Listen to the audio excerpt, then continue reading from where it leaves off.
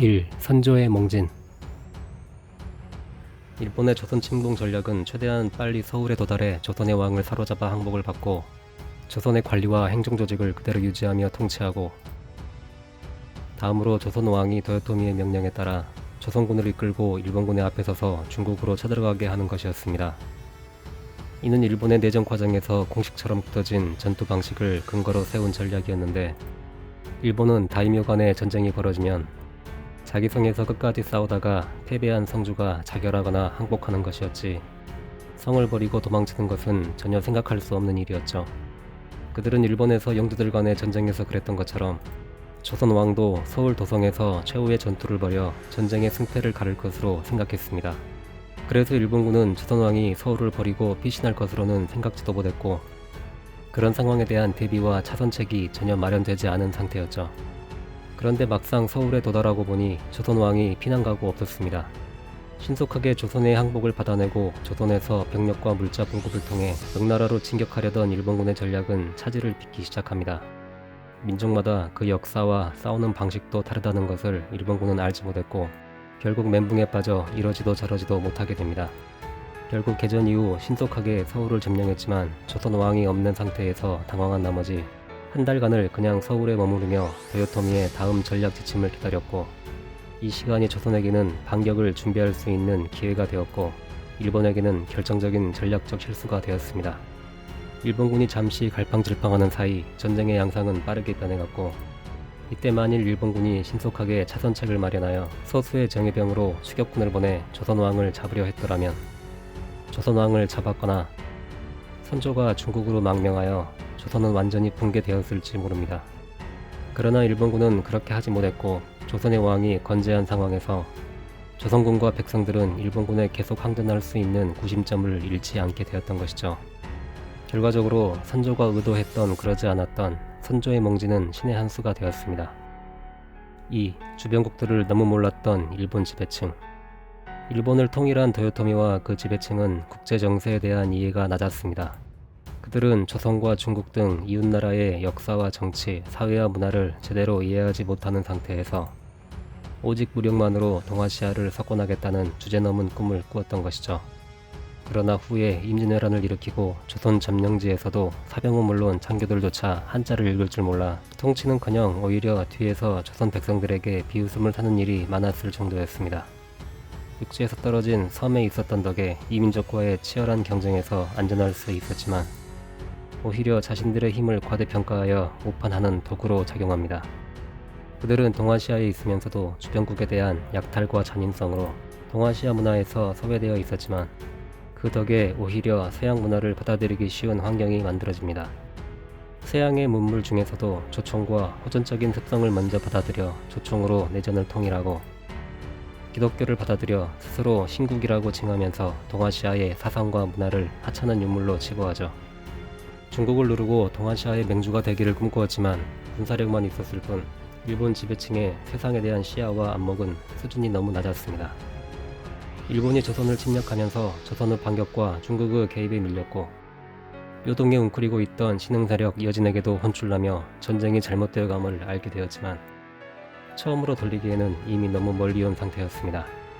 결국 일본은 조선에서 완전히 패배했고, 전쟁을 일으킨 도요토미 정권은 무너지고 멸문함으로써 우지에 대한 대가를 치릅니다. 한 줌의 군사력만 있었을 뿐 너무 낮은 지적 수준의 일본 무사 집단이 5000년 역사의 동아시아 질서를 한 번에 휘어잡으려 했던 것은 완전히 허황된 꿈이었던 것이죠. 3. 명의 신속한 참전. 임진왜란 개전 28일 후 조선은 일본의 침략을 명예통보하였고, 그로부터 한 달 후 조승훈이 이끄는 요동병 3천이 압록강을 건너 조선에 들어옴으로써 전쟁 2달 만에 명이 참전하게 됩니다. 당시 조선은 명나라에 아직 참전을 요청하지 않았으나 명나라는 전쟁 상황의 정보 수집을 위해 서둘러 파병하였고, 따라서 초기 참전은 명나라의 일방적인 작전이었던 것이죠. 일본은 명이 조선에서 벌어진 전쟁에 그렇게 빨리 참전할 줄 몰랐습니다. 당시 명은 서북의 영하에서 몽고 장수 보바이의 난을 진압하고 있어서 중국이 참전을 하더라도 한참 뒤에나 가능할 것으로 예상했습니다. 그러나 개전 8개월 만인 1592년 12월 22일 명나라 5만 군사가 압록강을 건너 조선에 들어와 본격 참전합니다.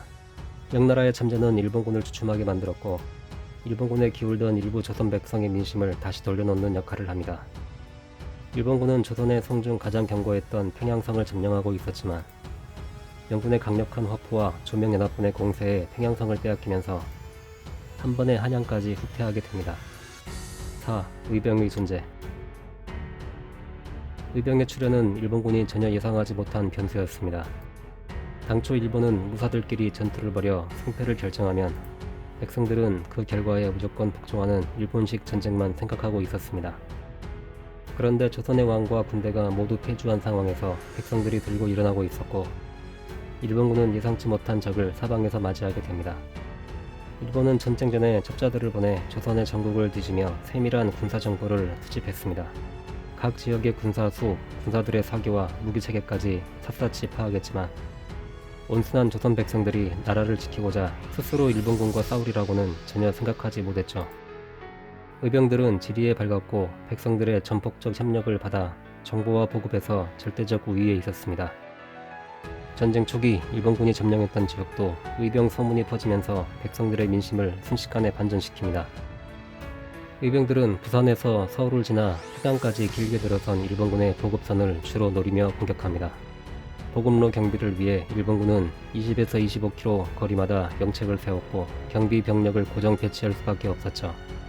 그러나 일본군 영책은 의병에 수시로 기습을 당했고 일본군 수송대도 번번이 의병들에게 공격당하고 노획됩니다. 임진년 겨울부터는 일본군이 영책 간의 연락을 취하기 위해서 연락병 1명을 보냈는데 기병 30기 또는 보병 100에서 200명의 호위를 붙여야 했습니다. 언제 어디서 나타날지 모르는 의병 때문에 원거리 이동 때에는 일본군은 반드시 500에서 600명 이상을 함께 이동하도록 명령할 정도로 수세에 몰리고 있었죠. 일본군은 부산과 서울, 다시 평양까지의 주 보급로 경비에만 6만 명의 병력을 배치해야 했고 각 점령지의 치안을 위해 추가로 병력을 배치해야 해서 결국 전투에 사용 가능한 병력은 겨우 5만 정도에 불과하게 되었고 이는 평양성에서 일본군이 더 이상의 북진을 불가능하게 만들었습니다. 5. 강력한 이순신의 조선수군. 일본군 대선단이 최초로 부산 앞바다에 나타난 날 경상우수사 왕균과 경상좌수사 박홍은 적의 규모에 겁을 먹고 경상도 수군 100척 이상의 전함을 스스로 파괴하고 2만의 군사를 해산시킨 후 도망칩니다. 이를 본 일본은 조선수군을 우습게 생각하게 되었지만 전라좌수사 이순신만은 상황을 주시하며 충실히 전투를 준비하고 있었습니다. 일본 수군은 이순신 수군과 첫 전투에서 패한 후에야 강력한 조선수군의 존재를 인식하게 되었고 조선수군도 자신들이 가진 막강한 힘을 비로소 알게 되었죠. 이때부터 조선수군은 날이 갈수록 점점 더 강해져 갑니다. 일본으로서는 곡창지대 전라도 점령과 이미 평양까지 진출한 육군의 병력과 군수를 지원하고 점령지의 효과적인 지배를 위해서 바다의 장악이 필수적인 상황이었습니다. 또한 바다를 통해 들어올지 모르는 중국의 위협을 방어하기 위해서도 서해 제외권을 반드시 가져와야 했습니다.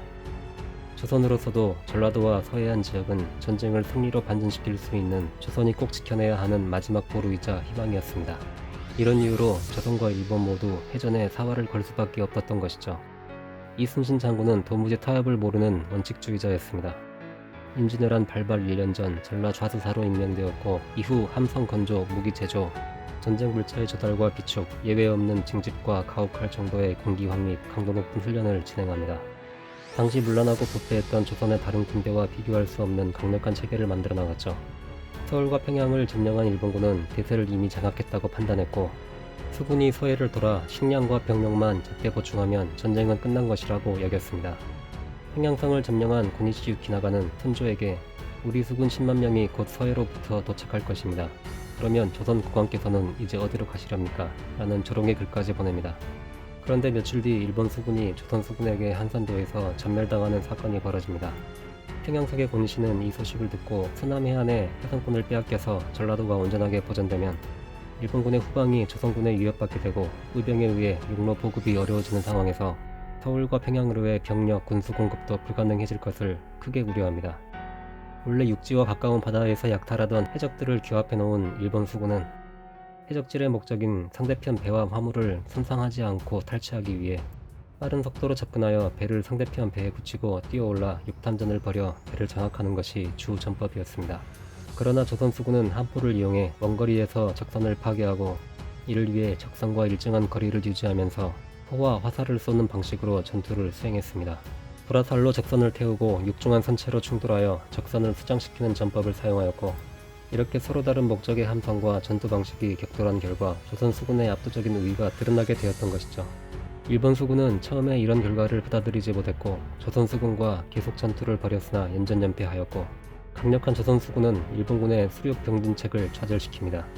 당시 배 한 척의 수송 능력은 육지에서 말 500필의 수송력에 해당했습니다.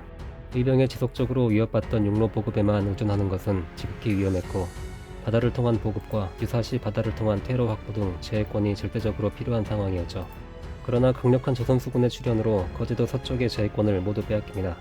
칠천량 해전에서 원균의 조선 수군을 괴멸시키고 잠시 제해권을 장악했으나 복귀한 이순신의 소규모 함대에 명량에서 다시 대피하며 수륙 병진책이 완전히 좌절되었고, 그 이후 육지에서도 북상을 포기하고 남해안에 운거하다가 모두 일본으로 쫓겨 돌아갑니다.